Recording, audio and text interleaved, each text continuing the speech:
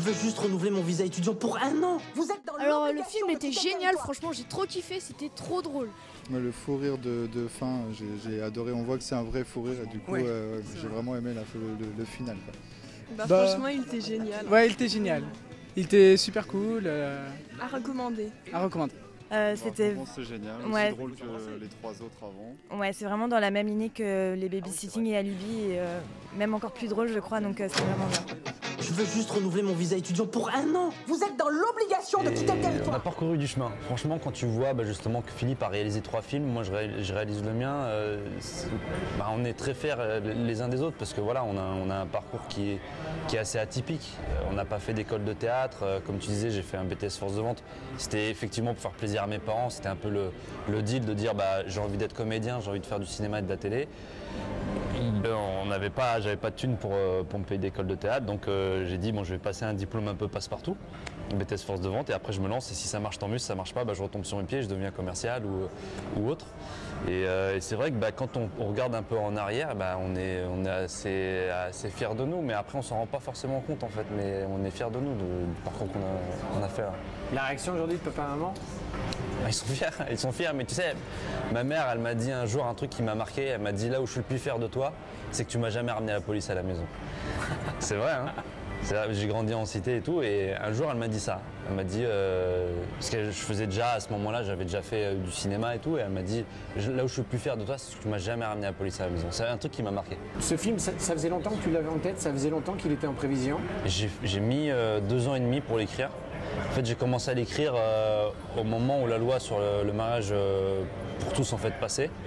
J'ai eu cette idée-là et c'était un peu après, juste avant la sortie de Babysitting 1. Et puis un titre qui est arrivé très tard, puisqu'il me semble que le titre provisoire, c'était Mariage blanc pour tous. Ouais. C'est ça? Ouais. Qui a décidé le changement du titre? C'est moi, avec les producteurs et les distributeurs. C'était un titre provisoire qu'on avait, Mariage blanc pour tous, que je trouvais bien au début, et après au final je me suis dit ça fait peut-être pas assez comédie, et du coup j'ai changé avec Épouse-moi mon pote. J'ai trouvé Épouse-moi mon pote, je trouvais que ça sonnait mieux. Commercialement c'est un peu plus bankable. Je sais pas, ça c'est l'avenir qui nous le dira, mais en tout cas je trouvais que ça faisait plus comédie, ça faisait plus fun. Alors tu as écrit ton propre rôle pour ce film, tu t'es épargné ou pas? En fait c'est même pas une question de s'épargner ou de se faire mal, c'est une question de faire rire les gens. Si tu trouves un truc qui peut faire rire les gens, mais dans lequel tu ramasses, tu l'écris quand même.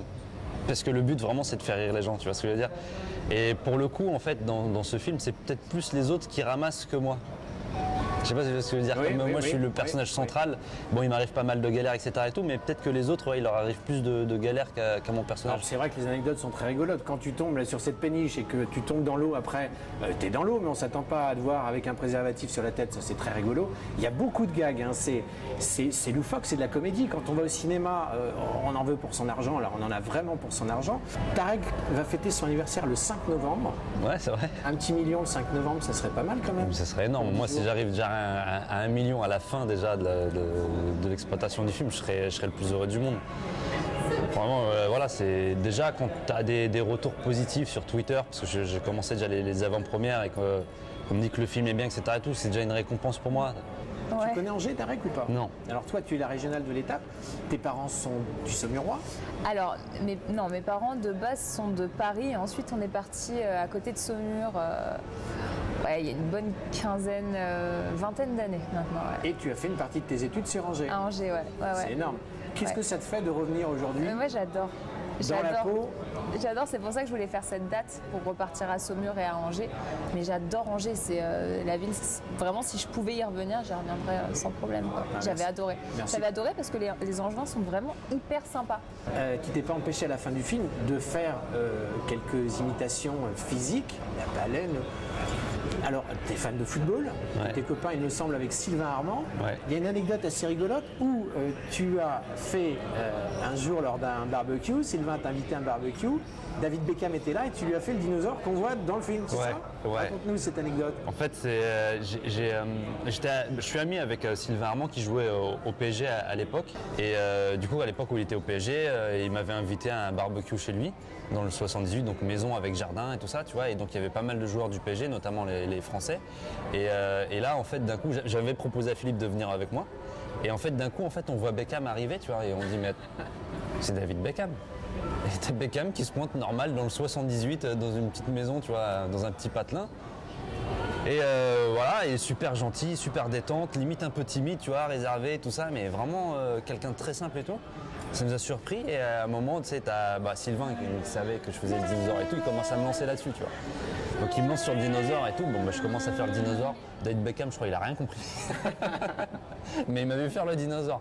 Et après, du coup, j'ai lancé Philippe sur Michael Jackson. Il a fait Michael Jackson devant David Beckham, qui n'a toujours rien compris.